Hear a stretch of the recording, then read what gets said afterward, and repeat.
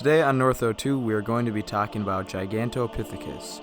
These animals were giant apes and some members are estimated to have weighed 1,000 pounds. Before we talk about how awesome these animals were, let's talk about their origins. This species is known from 4 partial mandibles, about 2,000 molars, canines, and other teeth, and possibly even a humerus bone. With jaws and teeth we can tell a lot about what an animal ate and many other things about it, but of course we are still limited. So first of all, here's what a reconstructed skull may have looked like. As you can tell, the animal is huge. It dwarfs a gorilla in size. The bones of this animal have been found all over places like Vietnam, China, and Thailand. Gigantopithecus had flat, low-crowned molars and heavy enamel. The premolars, canines, and incisors are all broad and flat. Through studies of the teeth, we can tell that they mainly ate seeds, fruits, and bamboo. It is likely that the diet of Gigantopithecus mainly consisted of this bamboo. The teeth of the animals had a large number of canines, similar to those found on giant pandas. A lot of the fossils we find are found nearby ancient pandas. All this evidence tells us that Gigantopithecus probably filled a niche similar to modern-day pandas. I think it is not fair to say that they are very similar to gorillas because we have no evidence for their behaviors. An interesting thing about these animals' anatomy is that they didn't have very large canines. Modern-day apes like gorillas have large, sharp canines even though they're herbivores. They have these teeth for intimidation and defense. It is surprising to me that Gigantopithecus evolved without sharp canines, but it is likely that their size was enough to protect them from predators. Now let's talk about the height and weight of the group. And yes, I am saying group because there is actually 3 recognized species of Gigantopithecus. The largest of the 3 species, as well as the largest primate ever, was Gigantopithecus blacki. This animal has been speculated to stand up to 9.8 feet tall and weighed anywhere from 1,000 to 1,300 pounds. Some argue that it was much smaller, being about 7 feet tall and weighing 700 pounds, but it is crazy to think that an animal this big that's vaguely humanoid once roamed the earth. The 2 other species were much smaller than the blacki, but still very large apes. As of now, we don't know the size of the animal, but we do know it was still very, very large, as you can just tell by how big the skull is and how much larger it is than the gorilla. Since we don't have the full skeleton, we don't know if it's bipedal or quadrupedal, or in other words, we don't know if it stood on 2 legs or 4. The vast majority believe that it was quadrupedal. Since Giganto weighed so much, it wouldn't have made sense for it to walk on 2 legs. That would have just caused unwelcome strain, and it would just be much more likely that it would walk on all 4. It probably had a very similar posture to modern day orangutans or gorillas when it was walking, but of course we can never know. Gigantopithecus' jaws showed anatomical similarities to that of orangutans, so all the reconstructions are based on the height and weight and dimensions of orangutans. So pretty much, since the jaw is that big, they just scale that up to orangutan. So that's why I think the weights are probably pretty inaccurate, because this animal most likely was not like a orangutan in a lot of ways. Even though it's quite related to it, I bet it had a much different posture, weight, and just overall looked like a total different animal. I find it funny because it was originally thought to be related to early humans, but it is now placed in the subfamily Ponginae with orangutans. In summary, Gigantopithecus was a very large ape that was most likely quadrupedal and ate bamboo. This animal existed from 9 million years ago to at the latest 100,000 years ago.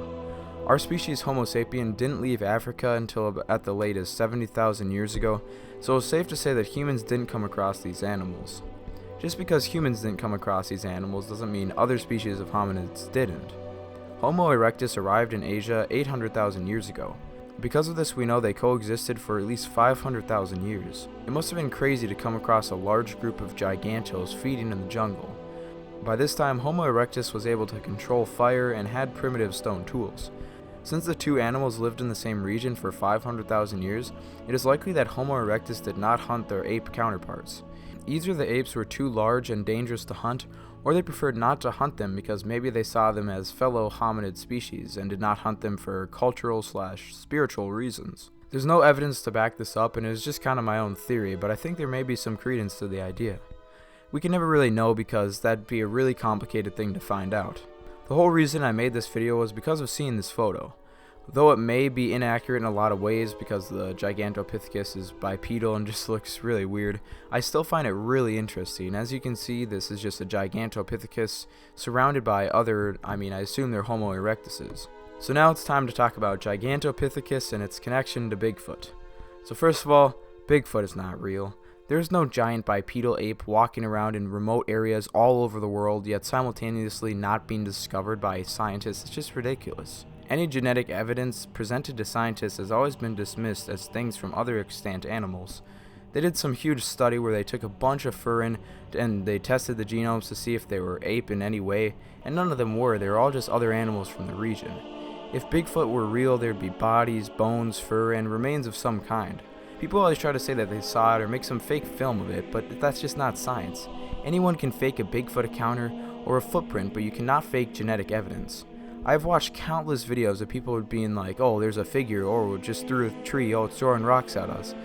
But the only thing that would change my mind on this is if the scientific community was presented with a whole body or just real genetic evidence. Bigfoot is described as a large man-like animal covered in fur and walked bipedally. Bigfoot pseudoscientists will say that this animal lives all around the world. In order for this animal to live in North America, it would have had to come across Beringia and into North America. Over the past 100,000 years, this animal would be living and dying all over Asia and North America. We have no fossil evidence of an animal of this sort living anywhere in the United States or anywhere close to it.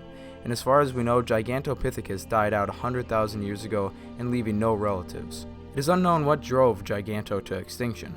Occasionally, bamboo forests will encounter mass die-offs. It is likely that Gigantopithecus was unable to survive these die-offs and became extinct. That is the commonly accepted theory, but there could have been a lot of other reasons like disease, predation, or inbreeding even. If Bigfoot were to be real, which it is not, then it would not be descended from Gigantopithecus for anatomical reasons and the fact that it died out.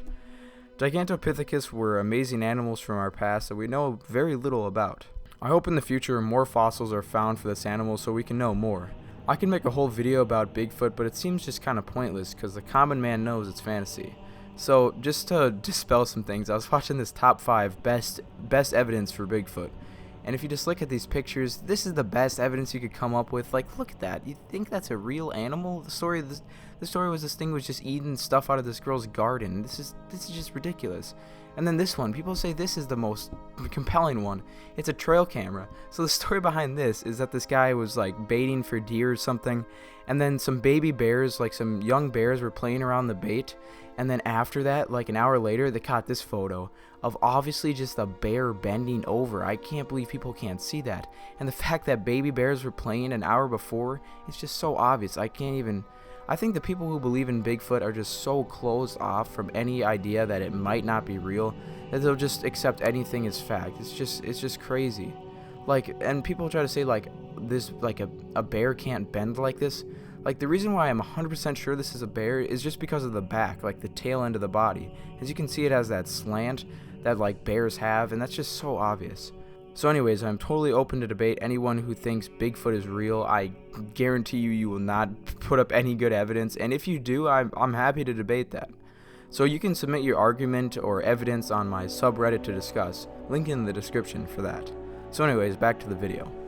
What I find so interesting about this animal's discovery was that it is unknown to science until a man walked into an apothecary shop in Asia and saw the giant molars of an animal waiting to be discovered. This is interesting because you never know what lies in our past. There's thousands of animals still out there waiting to be discovered. Well, I assume there's thousands, you never know. But just imagine how many crazy animals there are from our past, and even pretty recently, such as the Pleistocene. There's probably thousands of things that we don't know anything about. So anyways, thanks for making it to the end of the video. I hope you guys liked it. Thanks to you guys, I'm almost at 400 subscribers now. Comment down below any suggestions for new videos or any scientific inaccuracies I may have made in this video. So I'll see you guys on the next episode of North02. See ya.